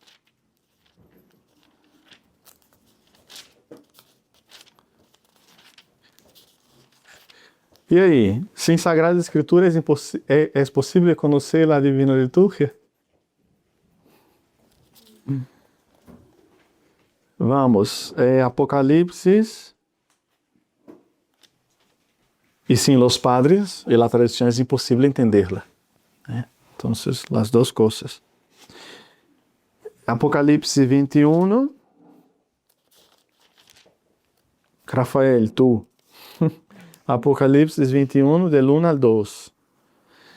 Vale, pois Cindy, Apocalipse capítulo 21, versículo, já te lo direi, vale, que me he olvidado. Capítulo 21, vale? Versículo 1 e 2. E eu vou ler 21, del 23 al 24. Vale. Ok, perfeito. Temos todo? Antes de entrar, ¿tenéis algum problema se nos estendemos um pouquinho? Porque hemos chegado... ¿Tenéis algum problema? Porque... Aí, 20. Marco? No, te voy a... ¿Qué es? ¿Sí? Vale. ¿Y vosotros? Yo no tengo ningún problema. Vale. Vale. ¿Tú, Germa? ¿Ah? No tengo inconveniente. Vale. Porque como hemos empezado um pouco tarde, pero não há nenhum problema. Isso aqui. Pero antes de ler, porque senão eu sempre pongo isso aqui e nunca lo miramos. Vale? Então, primeiro miramos isso rapidamente e logo volvemos aqui. Vale? Mira, de hecho, seria muito bueno volver ao texto de 1 Coríntios 15, por um versículo. ¿Consigue hacerlo? Sí. Toma, el marcador de Sofía. Qué privilegio. Si quieres poner aquí eso. Busca el último versículo de eso, 1 Coríntios 15, porque hay una expresión ahí muy importante. El último versículo. El aguijón de la muerte, ¿no? Bueno, segundo. Amados hermanos míos. Eso. Muy bien. Eso es. Vale. Este versículo completo. ¿Se lo puedes leer, por favor? Este de 1 Coríntios 15, ¿qué número es? 58. 1 Coríntios 15, versículo 58. Mira lo que dice San Pablo. Por tanto, amados hermanos míos, manteneos firmes y conmovibles, progresando siempre en la obra del Señor, sabiendo que en el Señor vuestro trabajo no es vano. Perfecto. ¿Cómo empezó San Pablo? Hablando de mantener firme en el evangelio que habían recibido los hermanos de Corinto. Y que manteniendo firme en el evangelio se salvaría. ¿Y cómo termina él? Mantener firmes e inconmovibles. Mantener firmes e incomovíveis, ou seja, não sair de nada de lo que se recebió. E vai dizer duas outras coisas mais. Progresando siempre en la obra del Señor. Progressando sempre na obra do Senhor. Sabiendo que en el Señor vuestro trabajo no es vano. Sabendo que no Senhor, todas estas sembras que hacemos, não? O homem aqui que estava sembrando, não é vano. La cosecha é segura. La Sagrada Escritura incluso tem uma expressão que habla, em castelhano não saberei decir. Há uma lluvia que é muito importante para a agricultura, que todo agricultor espera.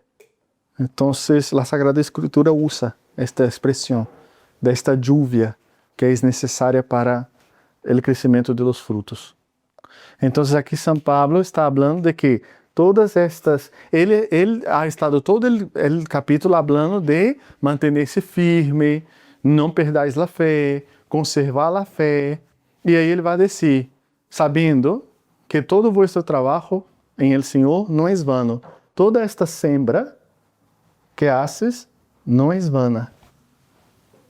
¿Vale? Permítame usar el ejemplo de vuestro hijo. El esfuerzo que estos padres hacen para educar a este niño en la fe no es vano. A lo mejor en nuestras vidas pueden pasar cosas cuando entramos en la juventud, pero aquí estará dentro de esta tierra cada una de estas semillas que Hermione y Jorge están echando. No es vano. Es eso que San Pablo está hablando. No es vano.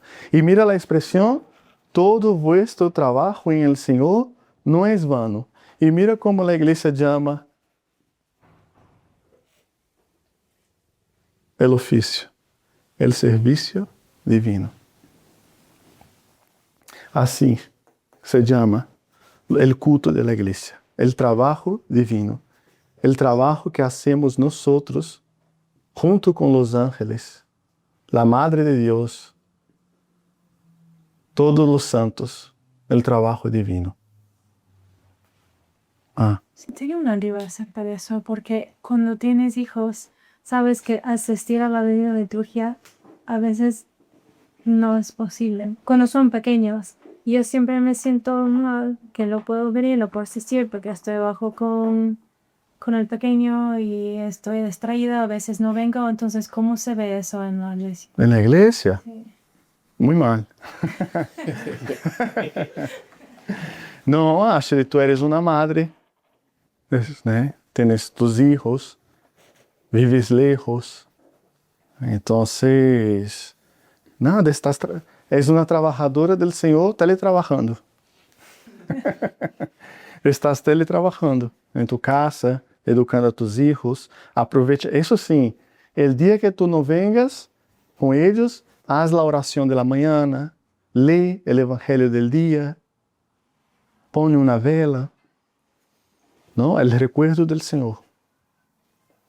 Eso. ¿Vale? Entonces, teletrabaja. Porque la situación, ¿no? A veces no podemos.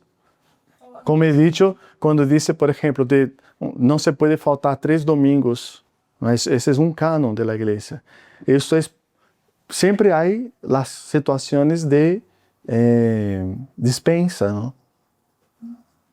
Una persona que a cada alma Dios dirá, ¿no? A lo mejor una persona dice, no, tengo que entregar yo soy esta persona.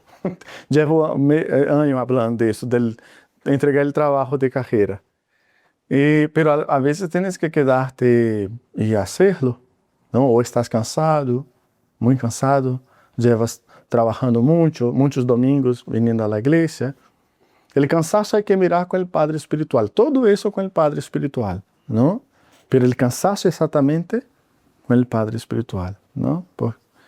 Pero en fin, dejamos el cansancio de lado, porque eso es más, eso hay que mirarlo bien. Pero hablando de la crianza de los hijos, lejos, viene a otra cosa. Es verdad, a veces las madres con todos los niños se distraen o no pueden del todo mirar a la divina liturgia, ¿no? Pero el Señor está ahí, ¿no? El Señor está ahí. Entonces, todo eso también son semillas. Los niños están viendo la vida comunitaria, están aprendiendo que todos los domingos es día del Señor. Entonces, tu trabajo no es en vano. Es eso. Eso que parece en vano, que no es como un día yo hablé sobre nosotros. Es verdad que nos faltan muchos textos, ¿no? En castellano. Textos de Santos Padres ya no tanto, pero certos textos de algunos teólogos de la iglesia o de todos los padres no tenemos. Por ejemplo, las obras de San Gregorio Palamas en castellano hasta este momento no la tenemos. Están intentando traducirla, algunos. Entonces, es como que nos quedamos así, como que carentes de algo, ¿no?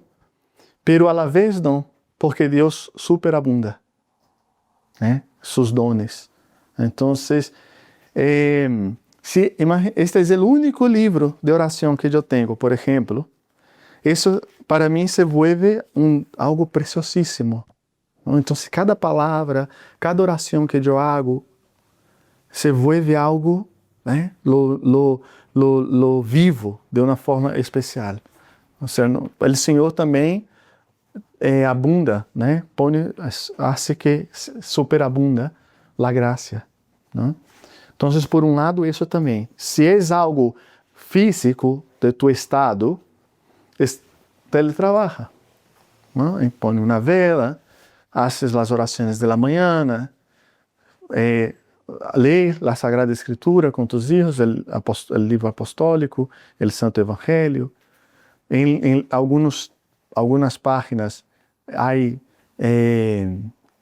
homilías de santos, como por ejemplo en Pravoslavi Ru, los textos de San Teófano el Recluso. Lee ahí. Ahora, si lo que estamos hablando es de venir, que es algo que tú quieres, pero no estás concentrada porque los niños no dejan y todo, saber que todo tu trabajo en el Señor no es en vano, ¿no? Que el Señor alcanza la gracia, ¿eh? Del Señor. Pues, ¿dónde estábamos? Aquí. Entonces, el trabajo divino. Y mira cómo dividimos. La iglesia tiene su ciclo anual y su litúrgico. Anual, semanal y diario. ¿Vale? Son 3 ciclos. Anual, semanal y el diario. Cuando hablamos del ciclo anual, estamos hablando básicamente de las fiestas, los ayunos y eso, ¿no? Es muy importante saber que la palabra liturgia solo es reservada para la divina liturgia. Liturgia es solo la divina liturgia. Lo demás son oraciones del día y eso. Liturgia es algo solo que se hace público la iglesia. Es la oración pública de la iglesia. El ciclo diario, cada una de ellas, aquí hay todo un mundo, pero vamos a mirar solo lo básico para ir para este tema aquí que es lo que quiero.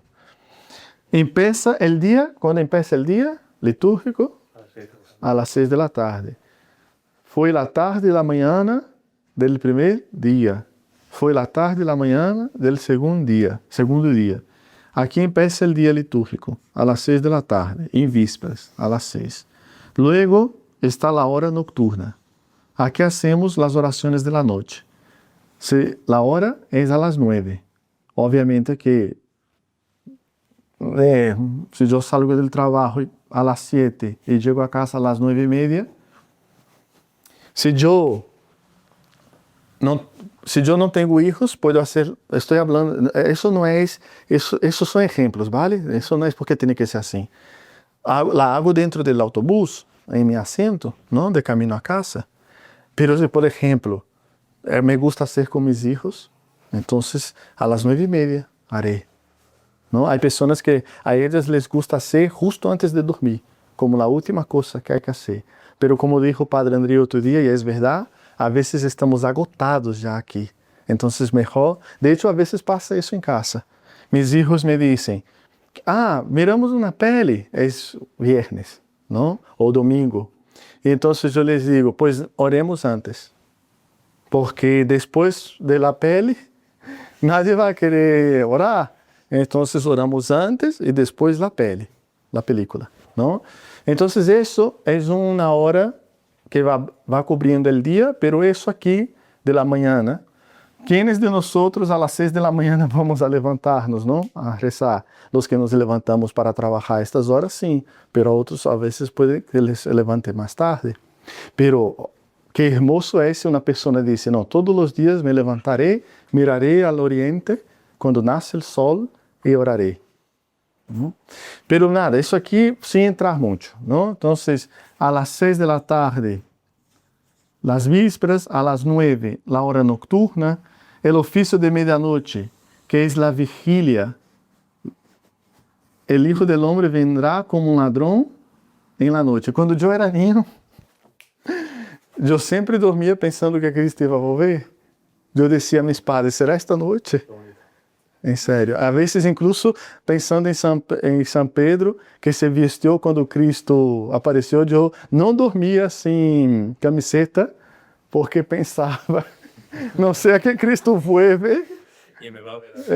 Yo no estoy contando eso como modelo, ¿vale? Estos días yo hablé mucho de mi vida personal, no es porque yo soy modelo para nadie, pero porque como sois catecúmenos, algunos ya no, siempre necesitamos el ejemplo de alguien que vivió lo que nosotros estamos viviendo, ¿no?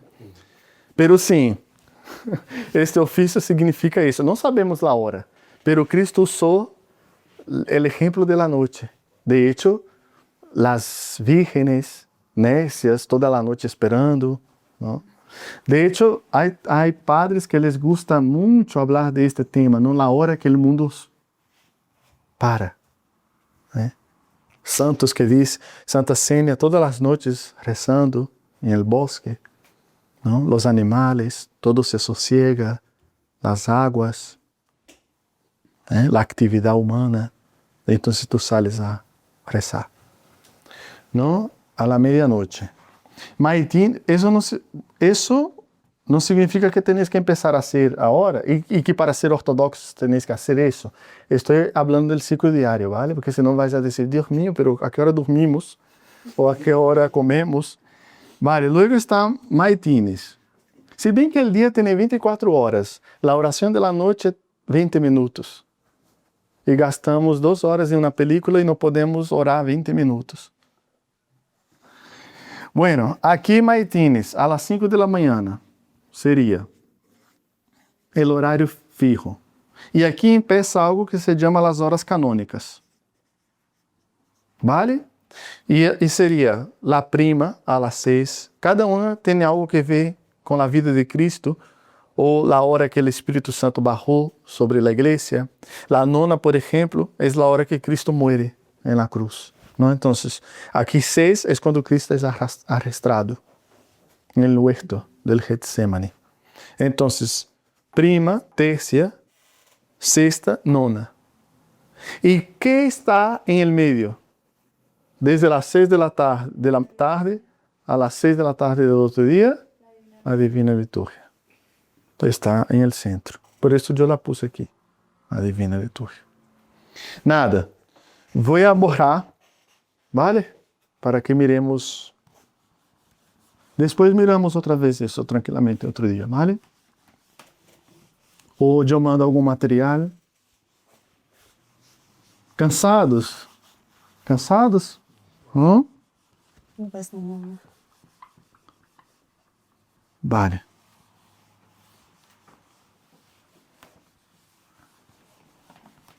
Vale, pues nada. Entonces hemos estado mirando, como hemos dicho, la Divina Liturgia desde la perspectiva de la relación con Dios, y ahora vamos a hablar de algo que se llama el resplandor.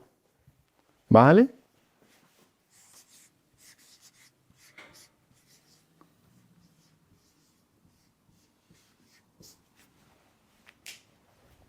¿Qué significa esta palabra? Doctrina. No.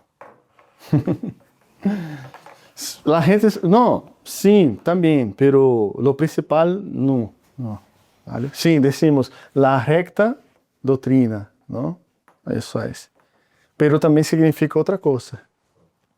Significa otra cosa. De hecho, voy a escribir con letras nuestras, ¿vale? En eslavo.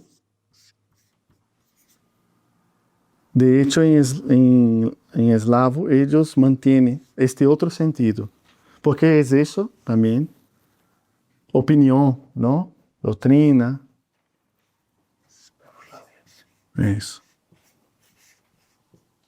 Está bien, ¿no? Pravoslavia.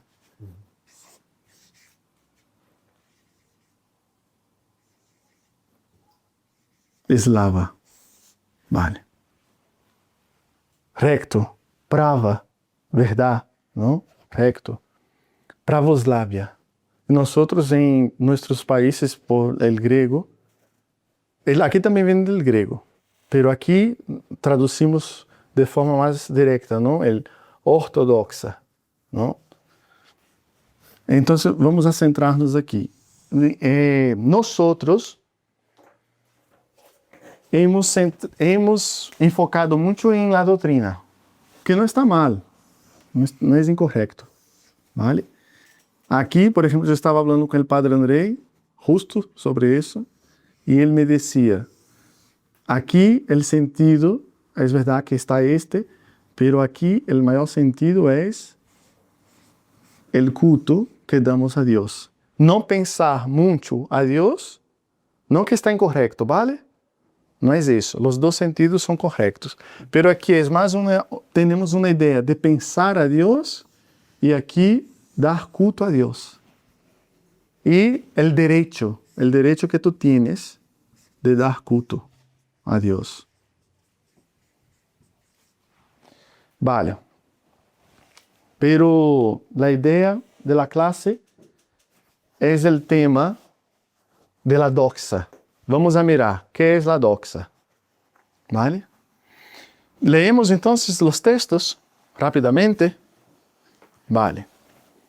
Empezamos. Empiezas tú. Vale. Cuando Moisés subió a la ¿Estás montaña, bien? la nube la cubrió, y la gloria del Señor se posó sobre el monte Sinaí. Lee otra vez. Cuando Moisés subió a la montaña, la nube la cubrió, y la gloria del Señor se posó sobre el monte Sinaí. Perfecto. Ahí, porque creo que ya. Ahora tú, Leo. Presta atención en la palabra que se repite en estos textos. Entonces la nube cubrió el Tabernáculo. tabernáculo de la reunión, y la gloria de Yahvé llenó el habitáculo. Vale. Ashley, tú. Se bem que tú eres del Nuevo Testamento, déjalo. Sigue tú. Después vas a leer tú, Cindy, porque nosotros estamos en el Nuevo Testamento. Sí. Seguimos en el Antiguo con Jorge. Levítico 9:24. Ante él salió fuego que devoró sobre el altar el holocausto y las grasas. Al verlo, todos los presentes gritaron de júbilo y se postraron rostro en tierra. Sigue.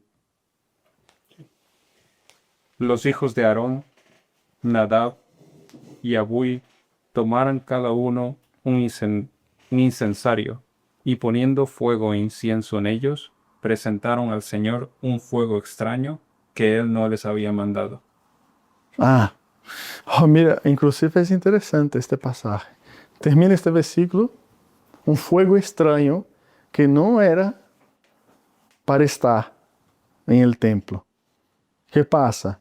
Entonces salió de ante el Señor una llama que, apoderándose de ellos, los tendió muertos ante el Señor. Fuego extraño, Sí. culto incorrecto,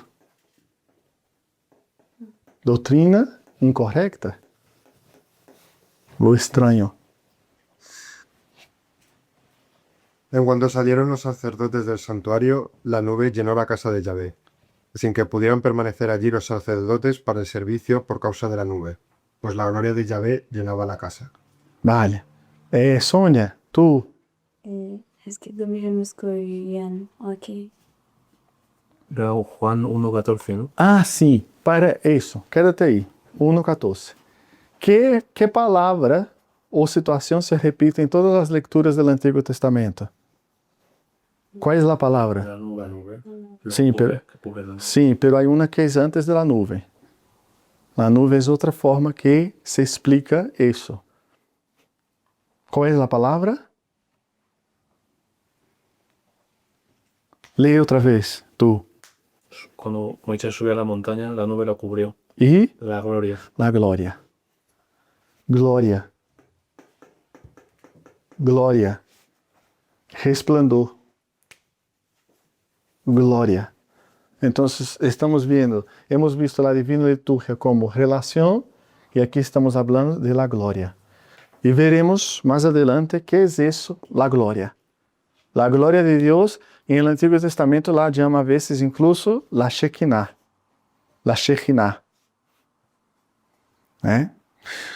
El judaísmo y el catolicismo, por ejemplo, dicen que es la gracia creada. Pero la Iglesia ortodoxa dice que es la gracia increada. La gracia creada es un efecto. La Iglesia Católica también habla de la gracia increada. ¿Vale? Está la gracia increada.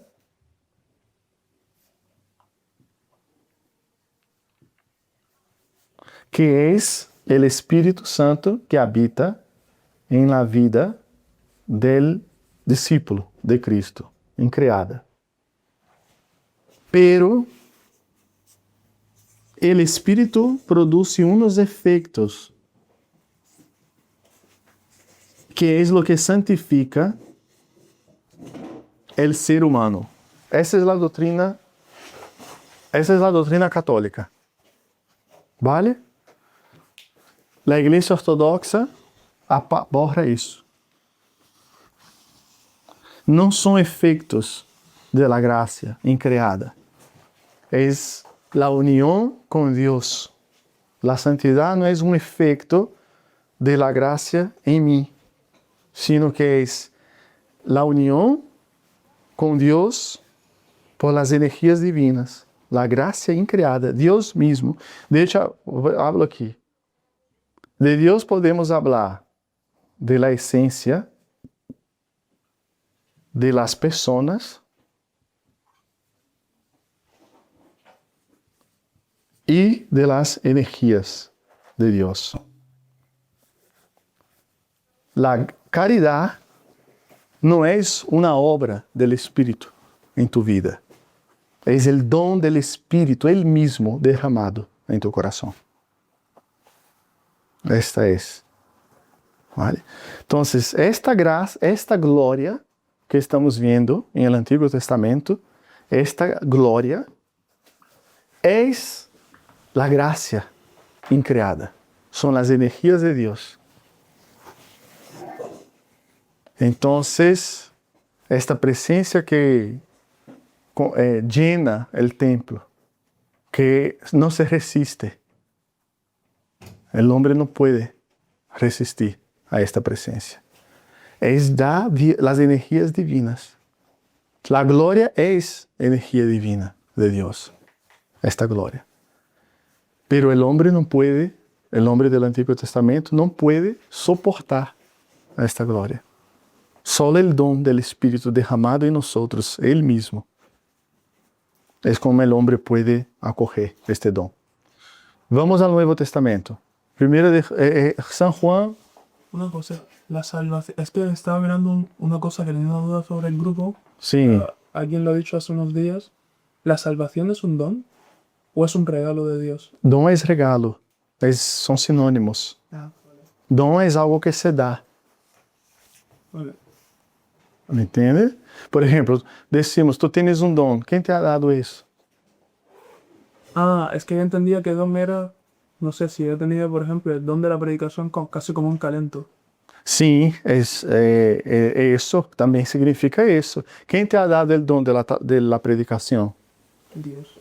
Sí, Dios te ha dado el don, ¿no? El Espíritu que da los dones para la edificación de la iglesia. Pero ahora si hablamos de don, así, en la vida normal.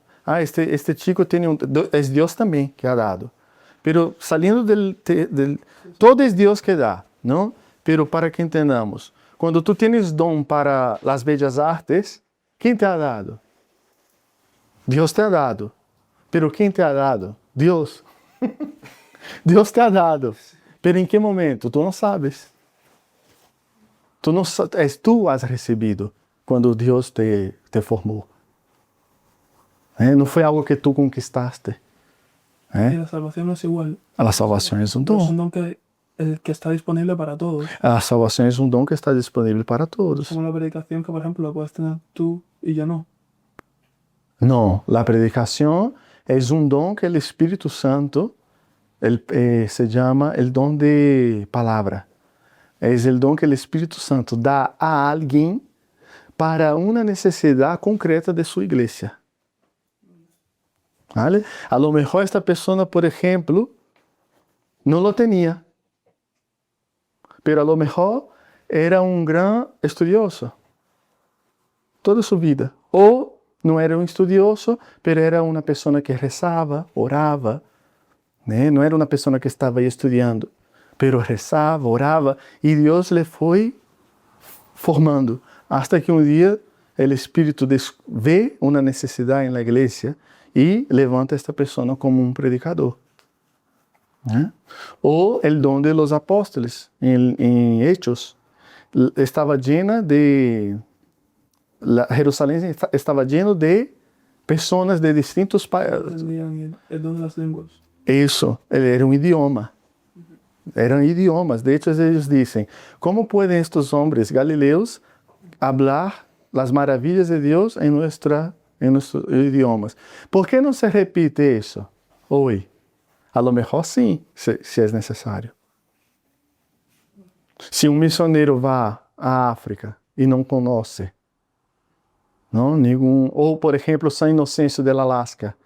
Decimos que ele tradujo todos os textos e orações litúrgicos para a língua nativa. Como lo hizo? A lo mejor com habilidades de filologia, sim, pero a lo mejor passou algo aí que foi um dom. Então, os dones, a gente, por exemplo, a vezes diz, por que não há milagros como antes? Porque não necessitamos milagros como antes. ¿Eh? Tenemos la medicina, tenemos varios hospitales. Otro día yo hablé de eso, aquí. Pero mira, tenemos un gran problema actual, que hay mucha gente que busca el sentido. O hay mucha gente que está viviendo en la tiniebla de la depresión y la tristeza. Sin hacer del evangelio un psicologismo, el Espíritu puede levantar a Sergio como un gran predicador, o en sus películas, hacer com que ele seja um verdadeiro vocero de Deus para estas pessoas, porque é algo que se necessita. Não necessitamos que paralíticos caminem. Há outra coisa com os dones que é o seguinte, São Pablo muitas vezes diz isso, nós hemos predicado o evangelho e com o poder de Deus, está falando de milagros também. Milagros que acompanhavam a los apóstoles para que o mensaje fuera acompanhado de maravilhas e grandes prodígios. Então, os dones sempre cumprem uma necessidade. Nós, por exemplo, aqui temos 4 sacerdotes.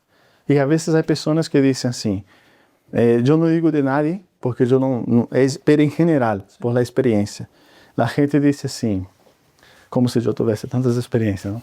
Pero a gente diz assim, ai, Padre Sérgio não predica bem, tan bien. É parte do sacerdócio e do ministério da palavra. Pero a lo mejor, o Padre Nicolás tem um dom específico da palavra. E a gente, dale que te pego a Sérgio, que este não sabe falar, não sei o que, lo outro, pero é um grande administrador e governa a la igreja. Tu corres a um predicador que predica bem, e le pones a pastorear. E ele, a lo mejor, destroça a igreja, porque não sabe pastorear. Não sabe ser um padre, um pastor de ovelhas, mas é um grande predicador. E aí, aqui temos na igreja São Lucas de Crimea. São Lucas de Crimea não ouvia confissões. Sus jerarcas le puso solo para predicar, porque era um grande predicador. Então, são dones do Espírito. Pero a graça, a salvação, é para todos. Pero agora nós temos que trabalhar. Para que, e nosso trabalho não é vano em el Senhor. Lo que passa, aqui está a esperança. José empieza a trabalhar para o Senhor. José, todo feliz. E vai a Portugal e voe rápido porque não quer faltar lá catequese, não? E aqui, e isso passa no catecumenado também. E aqui, junto com ele... Não, nada, Marco. Que Deus te bendiga. Descansa. E aqui está Mário. Oh, Mário. Mário não eres tu. Não és Mário. ¿Vale? Es Mário por ser Mário. Está José y Mário. Entonces José empieza a trabajar. Y viene y lee la Sagrada Escritura. Tiene disciplina. Tiene sus fallos, pero sigue ahí. Se levanta con la gracia de Dios. Y confiante. Aqui, está confiante. ¿No? Às vezes também está um pouco triste, pero aún assim ele sigue. Esse é José também. Ele sigue firme. Ah, Cindy. Descansa, Cindy. Hasta amanhã. E aqui está Mário. Pero Mário está dizendo: ah, isso de nada serve. E se vai. Pero José tem a esperança de que seu trabalho não é vano em el Senhor. Espera o regresso del Senhor, de su amo, del que lhe ha dado os talentos para multiplicar. E Mário não. Se vai. Mira a salvação a todos. Na mesma predicação. Eu muitas vezes le digo a Adri, a minha esposa, como é possível que el padre Andrei predica para fulano e Beltrano? Fulano cresce, Beltrano não. A igreja, o ayuno está aí para todos. A confissão, a Eucaristia, todos os domingos, e mais os demais dias entre semana. E está aí. E este cresce e este não. É a mesma. Pero es algo que se llama la participación del hombre. José participa, Mário não. Pero nada, vamos a San Juan, para capítulo 1, verso 14. Y aquel que es la palabra se hizo carne y habitó entre nosotros, y nosotros vimos tu gloria, gloria cual de unigénito venido del Padre, lleno de gracia y de verdad. ¿Qué pasaba con los hombres del Antiguo Testamento cuando venía la gloria de Dios? Que nadie podía soportar. Y ahora vemos la gloria en Cristo, que manifiesta la gloria. Y ningún apóstolo en la transfiguración, sí, ¿no? Quando Cristo lá deixa ver em plenitude, não? Para os discípulos agir na condição da matéria, não? Que é possível. Va, el outro versículo. Me toca. Sim. Hechos 7, 55, 56. Él, lleno del Espíritu Santo, miró al cielo y vio la gloria de Dios y a Jesús en pie a la diestra de Dios, y dijo: estoy viendo los cielos abiertos y al Hijo del Hombre en pie a la diestra de Dios. Que vio Esteban, San Esteban, ¿no? la gloria de Dios, su majestad. Aqui também se pode dizer majestad, su poderio. ¿No? Pero tuvo visión de Dios, ¿no? En castellano es San Esteban. San Esteban. San Esteban. Tú. Es que tenía el Viejo Testamento, no el Nuevo. Sí, no. Ah, entonces no pasa nada. Isaías 6:3. Vale. Y el uno al otro daba voces diciendo: Santo, Santo, Santo, Jehová de los ejércitos, toda la tierra está llena de su gloria. Vale, perfecto. Hermione. Tengo Hebreos 2:14. Pues como los hijos participan en la sangre y en la carne, de igual manera, él participó de las mismas para destruir por la muerte al que tenía el imperio de la muerte. Esto es, al diablo. ¿Solo eso? Ah, entonces me he equivocado. Hebreos 12:14. Vale, Apocalipsis 21, del 1 al 2. Lo voy a leer yo. 21, 1, 2. Vi un nuevo cielo y una nueva tierra, Pues el primer cielo y la primera tierra pasaron, y el mar ya no existe. Vi también a la ciudad santa, la nueva Jerusalén, es la iglesia. La nueva Jerusalén, que descendía del alto, del cielo, de parte de Dios, adornada como novia para su esposo. Yo creo que me he equivocado también. A ver. Bueno, tampoco... Déjame ver el 23 y el 24. Un momento. Ah, sí. No me equivoqué. Es porque los dos van juntos. San Juan ve a la ciudad nueva, santa, que es la nueva Jerusalén, que es la iglesia. San Agustín, de hecho, cuando escribe Ciudad de Dios, está hablando de la iglesia. Es la iglesia, ¿no? Y ahí ahora San Juan ve también la iglesia otra vez y dice, la ciudad no necesita sol ni luna para que sea clareada, pues la gloria de Dios la ilumina, y el Cordero de Dios es su lámpara. Apocalipsis 21, 23, 24. Nada. El próximo día, a ver si nos adentramos ya directamente en el texto, pero es eso. Hemos visto la Divina Liturgia desde la perspectiva de la relación y ahora del resplandor. La gloria, doxa, eslava.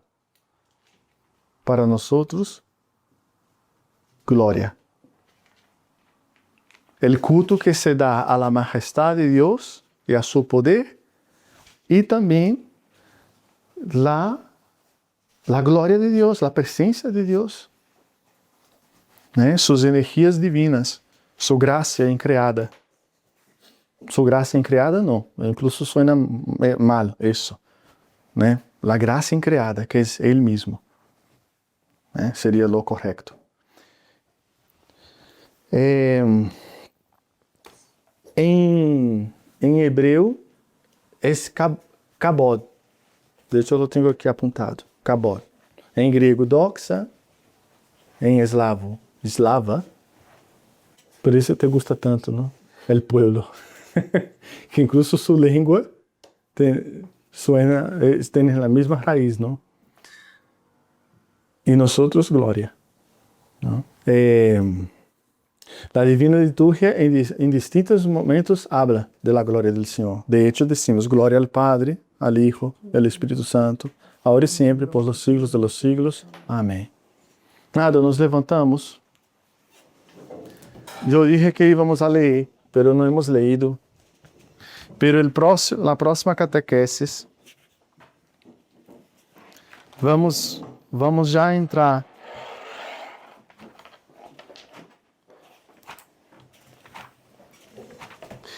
Yo sugiero que la próxima día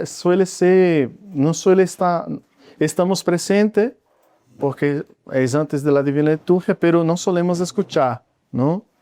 Pero yo aconsejo, por ejemplo, aquí en este material, son estas primeras páginas. 1, 2, 3, 4, 5, 6, 7. Pues 7 es la proscomedia. Y aquí empieza la Divina Liturgia. Y el próximo día vamos a empezar, de hecho vamos a leer de toda la liturgia de los catecúmenos en clase. Vale, leerla, escribir, las peticiones. Porque por el otro día habéis empezado a pelear en el grupo y yo os dije, vais a querer pedir perdão antes de empezar a Divina Liturgia, porque mira como empieza. En paz al Señor roguemos. En paz al Señor roguemos. ¿Qué dijo el Señor? Si tú tienes algo contra tu hermano, deja en el altar y ve y disculpa con tu hermano. Ve, reconcilíate con él y vuelve, ¿no? Entonces, mira. Nada, vamos a...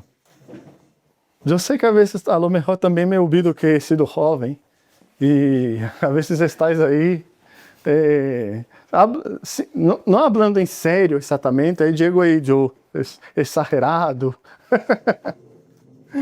Nada, Glória ao Padre, ao Hijo e ao Espírito Santo, ahora e sempre, por los siglos de los siglos. Amém.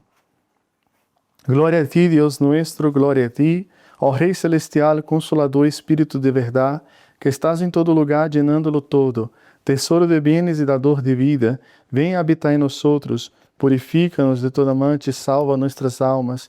Ó tu que eres bondadoso, Santo Deus, Santo fuerte, Santo imortal, tem piedade de nosotros. Santo Deus, Santo fuerte, Santo imortal, tem piedade de nosotros. Santo Deus, Santo fuerte, Santo imortal, tem piedade de nosotros.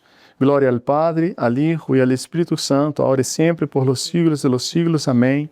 Santíssima Trinidade, tem piedade de nosotros. Senhor, purifica-nos de nossos pecados. Maestro, perdona nuestras transgresiones. Santo, visita-nos e cura nuestras dolências por tu nome. Senhor, tem piedade, Senhor, tem piedade, Senhor, tem piedade. Glória ao Padre, ao Hijo e ao Espírito Santo, agora e sempre, por los siglos de los siglos. Amém. Padre nuestro que estás en los cielos, santificado sea tu nombre. Venga a nosotros tu reino. Hágase tu voluntad, así en la tierra como en el cielo. Danos hoy nuestro pan de cada día. Perdona nuestras deudas, como también nosotros perdonamos a nuestros deudores. No nos dejes caer en la tentación y líbranos del maligno. Amém. Amém.